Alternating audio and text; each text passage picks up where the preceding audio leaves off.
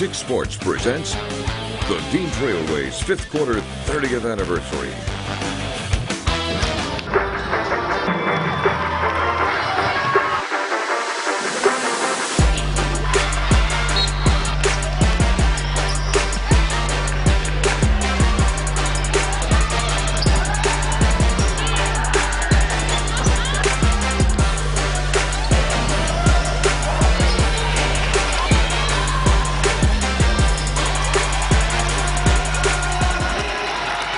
Well, I said it at 6, and I'm going to say it again because it's the best way to describe it. It is ladies' night on the Dean Trailways 5th Quarter because the boys' hoop season doesn't start until next week. Thanks for being with us. I'm Audrey Dahlgren. And I'm Nick Mantis. Ladies' night brings us some of the best games and some awesome showdowns and awesome endings. And our big game between Holt and Lansing Catholic was exactly that. The Rams have had a lot of turnover in the roster, while the Cougars are returning a team that won a share of the CAAC white title with Portland last year. Both student sections were ready to rock and feeling the intensity of this showdown. These two teams haven't played each other since 2014. Now the Cougars are working the ball to the post where Leah Richards off the glass for 2 of her team leading 11 points. The Rams answering back with their sharpshooter Bailey Hosford. 3 of her 7 points to extend the Rams' lead. Now the Cougars fought back with big shots like this one from T.R. Repakowski, tying the game up at 36. After both teams traded a bucket, with the clock winding down, a shot goes up. Janae Tyler with one of her 16 rebounds. She gets fouled as the buzzer sounds, so she goes to the free throw line with 0.8 seconds on the clock, and she has 2 shots. Her first one, she drains it to take a 1-point lead. The second one bounces off the front rim, and the Cougars try to launch one up for the win, but it falls short as the Rams win it 39-38 in dramatic fashion. So, Janae, this would kind of felt like a playoff game, didn't it? It did. Definitely had my heart racing, but, you know, like I said, just staying calm and we're good. Playoffs, far away, but if we keep playing the way that we are and we stay as a team, we'll be fine. How are your nerves during that moment when you see that first 3 go up? I mean, not gonna lie, pretty nervous, but I have all the confidence in Janae, and I know like how hard our whole team's been working, so there was no doubt in my mind that we were gonna at least make one of them. Now over to another CAAC Blue versus CAAC White showdown. Okemos Wolves hosting the Charlotte Orioles. Both squads looking for a big CAAC win. For Charlotte, point guard Jalen Baker was cooking up baskets and a trip to the free throw line. The Orioles taking a 13-9 lead to end the first quarter, but Okemos' defense coming up big. Isabella Magaldi taking it herself. Big-time individual effort from her. And Charlotte just had a little bit more tonight. Baker to Lindy Miller for the bucket and the foul as the Orioles win a close one, 48-46, the final. The other co-champion in the CAAC White last year was Jason Hayes' Portland Raiders, who finished the season with a 23-2 record before going on to lose to Detroit Edison in the state quarterfinal. Yeah, the Raiders lost 7 seniors from that team a year ago, and 5 are now playing at the next level, including their go-to gal, Ashley Bauer. So you could say they have a whole new look to them this year. Right, Ian and Haley? Happy hoop season to you, too. Hey, merry hooping season, guys. And yeah, Portland does not have a single senior on the roster this year, so definitely a different look, especially from the team who won it all in 2020. The Raiders' opponent tonight has also experienced a bit of turnover, on top of losing 5 seniors. Williamston's top scorer last season, Isabel Lindo, is now playing for Hazlitt. And what also hurt P. Cool's Hornet squad tonight was a starting point guard and Division I soccer prospect. Claire Casey is out in California right now playing with her travel soccer team this weekend. One key player, though, who is back for Portland is junior Malia Thalen as she goes coast to coast and shows why she's a true hooper. As Williamston, though, would have a 9-point lead at the end of the third, and for Alicia New Ulster hits the mid-range J as a part of her team-high 13 points. Portland would keep things close, but down the stretch, Mia Palmatier splashes home the 3-ball to extend Williamston's lead. The Hornets pick up their first win of this season by taking down Portland 39-33. It was a full team effort, and it starts with the seniors' leadership. me and Mia, the other senior, as captains, along with Reese Gaitan and Claire Casey, have kind of brought the team together, and everyone played their roles tonight, which was really great. Everyone has effort. Everyone hustles. We box, we rebound, and the fundamentals are really what makes this team great. And let's head on down to J-Town for Parma Western's date with Hazlitt. The Vikings had the lead 21-14 at the break, and it wouldn't stay like that for long. Some good ball movement finds a wide open Emily Homan at the top of the key, and that one is nothing but net. Hazlitt leads 24-17. Western looking to close the gap, but Maddie Fant says, yeah, I'll take it from here. She takes it all the way and gets the easy bucket to keep Hazlitt in front by 10. In the fourth, the Panthers offense got some rhythm going. Bailey Stewart dishes it to Raya Hitt and open the bank because that one is cash money. But this one would belong to Hazlitt. They keep that loss column clean, topping Parma Western 54-43 the final.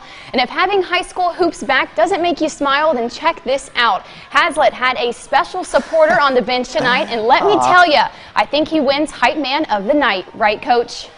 Yeah, that's my son, Will. He's, I think he's our biggest fan, so he does a great job of keeping the girls entertained, and he's one of our loudest cheerleaders for sure. Would you say he's your good luck charm? Definitely, yeah. He's as long as we keep winning, he's got to stay with us for sure. Precious. And now a few miles down the road, Jackson played host to Jackson Northwest. Both teams lost their season opener, so these girls were fired up to get their first win of this season. Northwest going to send it around town, and it finds Ashley Weller. That one is good for 2. Mounties out in front 6-3. Mara Mitchell doing what she does best, turning defense to offense, and she lays that one in herself. Northwest gets in front by 7. But the Vikings, they aren't going down without a fight. Kaylee Harrell knocks down the 3 from the corner to inch the Vikings within 4. But the Mounties would have an answer. Kennedy Lee finds a wide open Mitchell, and she pulls up. That one is ringless. Jackson Northwest would take care of business over Jackson 65-43 the final. Yeah, quite a pass. Well, out in Gladiator Country tonight, Fowlerville hosting Lansing Everett, and they were ready to get their first win of the season after dropping their season opener to Waverly. Case in point, Julia Johnson from the top of the key. She gets things going for the Glads. Then Victoria Briggs finds Ava Rahala down low for the easy lay-in, and the Glads were scoring at will. Tommy Klein Schmidt decides to get in on the action. A 3 so silky smooth, you could hear the net swish. Those are the best. And, you know, as they say, Nick, sharing is caring. That's right. Rahala to Ava Cooch for the finish down low. Glads take down Lansing Everett 56-14. All right, we still have a whole lot of hoop talk to get here to on the Dean Trailways 5th quarter. However, we're having so much fun, we need to take a quick water break. Yeah, hydration is important, and you're going to want to stay right here because when we come back, we're going to check in on the back-to-back Division IV champs in Fowler. Yeah, we also paid a visit to their CMAC friends, Portland St. Pat's. Legendary coach Al Schraben is still holding down the fort, and they welcomed in some tough company tonight. So grab a snack and meet us right back.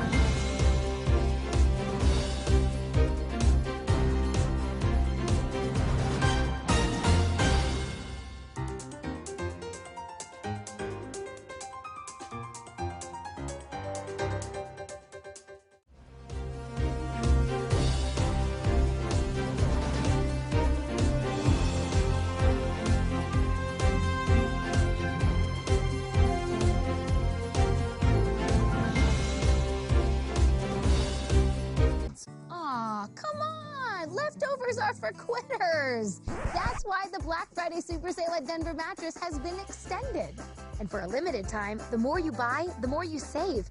Get $100 off every $1,000 you spend and watch the savings stack up. Or get a $300 gift when you purchase any Tempur-Pedic. Buy one Dr. Choice pillow for $69.99 and get the second one free. Plus 4 years no interest and free shipping. But hurry, the extended Black Friday Super Sale at Denver Mattress ends soon.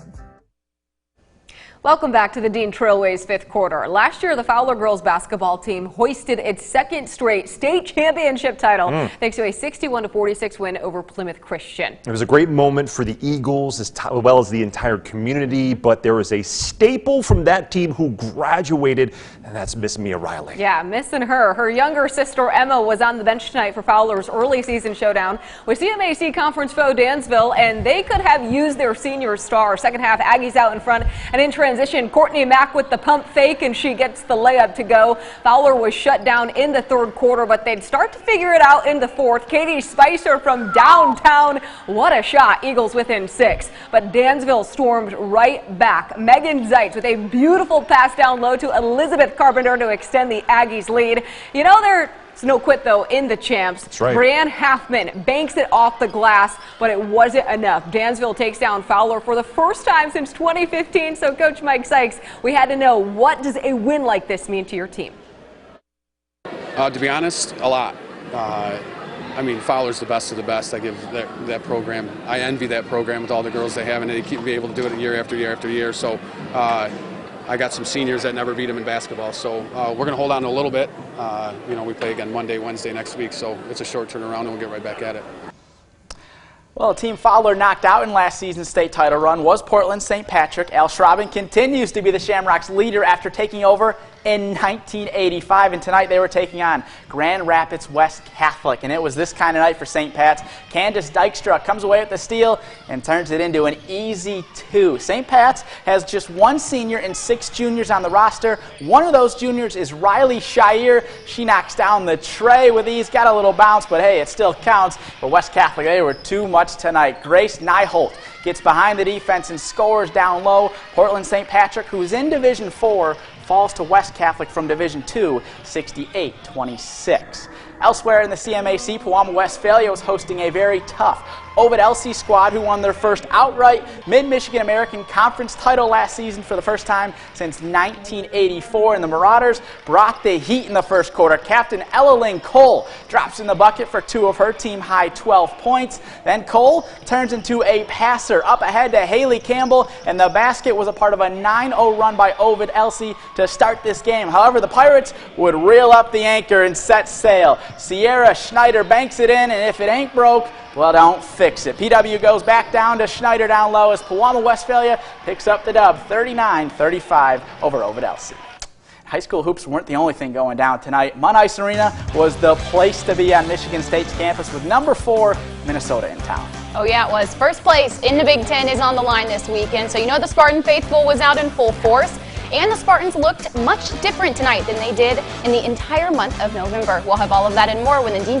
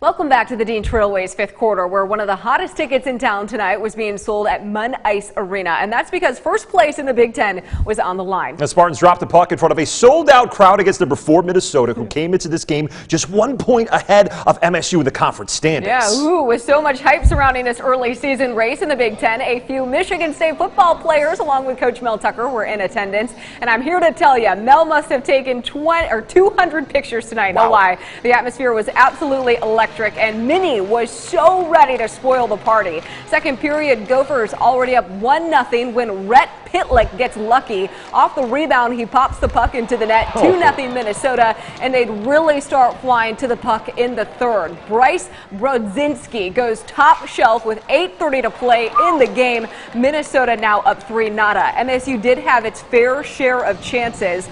Justin Jalen rifles the puck at Justin Close, but he was a brick house, one of his 25 saves of the night. And then Minnie just said, how about one more goal for good measure? The Gophers shut out the Spartans 5-0, halting MSU's streak of 8 straight games, scoring 3 goals or more. So Adam Nightingale, what do you hope to see tomorrow night out of your squad? Yeah, I think that's the word, resolve. You know, I think responding, our group's shown that we can do that, and we know it's a really good team. You know, there's, I mean, arguably the most talented team in the country, but I don't know, I liked a lot of the stuff we did too, and again, I go back to the way we played in the third. We got to find a way to do that for a full 60. I mean, definitely getting to the net. I mean, there was a lot of times where we shot a puck and there was puck laying right there for a rebound, and I think that's what we got to get better at tomorrow. Have a guy standing in that front the whole time and clean up those areas and put pucks behind their goalie. Well, moving over to the gridiron, the Michigan Wolverines are gearing up for another huge game. The Wolverines are taking on Purdue in their second Big Ten championship game for the second year in a row. And as you might have heard already, scandal is clouding the Wolverines ahead of this Big Ten title game. Defensive lineman and co-captain Mazi Smith is facing a felony charge, carrying a gun without a license, but he's still going to play in this game. J.J. McCarthy, your thoughts on turning the page at Purdue?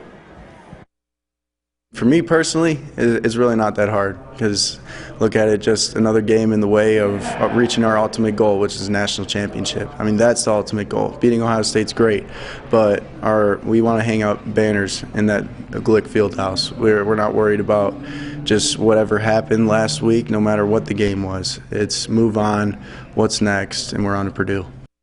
Yeah, a late kickoff too in that 8 p.m. Yeah, 8 o'clock. Should be good, Almost though. our bedtime. Spoiler makers, can they do it? I don't know. We'll Some see. people think so. Have a great rest of your Friday. Thanks for being with us.